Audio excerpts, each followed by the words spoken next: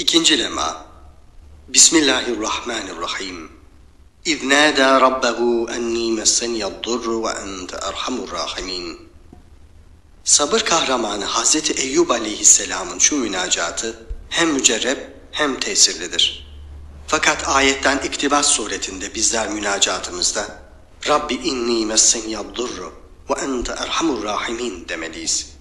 Hazreti Eyyub aleyhisselamın meşhur kıssasının hülasası şudur ki, pek çok yara bere içinde epey müddet kaldığı halde o hastalığın azim mükafatını düşünerek kemali sabırla tahammül edip kalmış. Sonra yaralarından tevellüd eden kurtlar kalbine ve diline iliştiği zaman zikir ve marifet-i ilahiyenin mahalleri olan kalp ve lisanına iliştikleri için o vazife-i ubudiyeti halal gelir düşüncesiyle kendi istirahati için değil belki ubudiyet-i ilahiye için demiş. Ya Rab, zarar bana dokundu.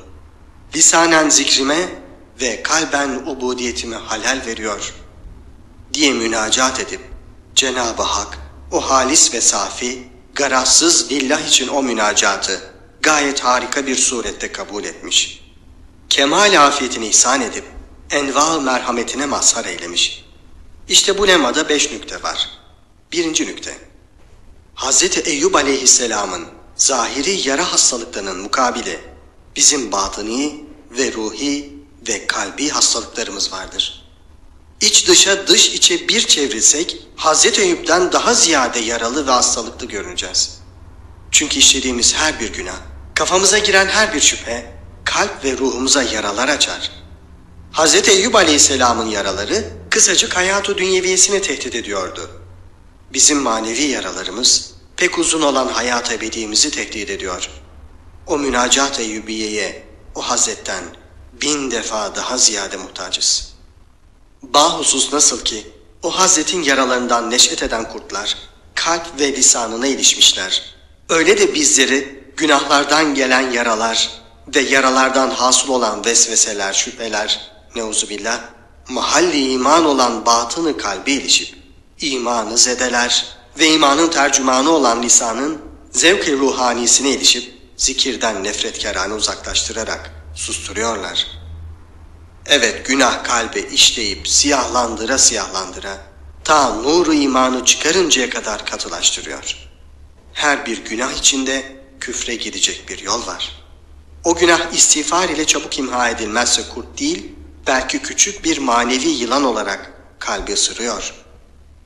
Mesela utandıracak bir günahı gizli işleyen bir adam, başkasının ıttılağından çok icap ettiği zaman, melaike ve ruhaniyatın vücudu ona çok ağır geliyor. Küçük bir emareyle onları inkar etmek arzu ediyor.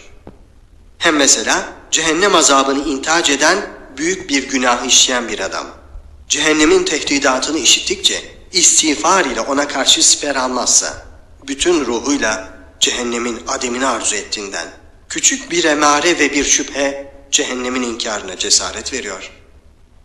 Hem mesela farz namazını kılmayan ve vazife-i ubudiyeti yerine getirmeyen bir adamın, küçük bir amirinden, küçük bir vazifesizlik yüzünden aldığı tekdirden müteessir olan o adam, Sultan-ı Ezel ve Ebed'in mükerrer emirlerine karşı farzında yaptığı bir tembellik büyük bir sıkıntı veriyor ve o sıkıntıdan arzu ediyor ve manen diyor ki, keşke o vazife-i ubudiyeti bulunmasaydı. Ve bu arzudan bir manevi adavet-i ilahiyi işmam eden bir inkar arzusu uyanır. Bir şüphe, vücudu ilahiye dair kalbe gelse, kat'i bir delil gibi ona yapışmaya meyleder. Büyük bir helaket kapısı ona açılır. O bedbaht bilmiyor ki, inkar vasıtasıyla gayet cüz'i bir sıkıntı, vazife-i ubudiyetten gelmeye mukabil, inkarda milyonlar ile o sıkıntıdan daha müthiş manevi sıkıntılara kendini hedef eder. Sineğin ısırmasından kaçıp yılanın ısırmasını kabul eder ve hakeza. Bu 3 misale kıyas edilsin ki bel râne alâ kulûbihim sırrı anlaşılsın.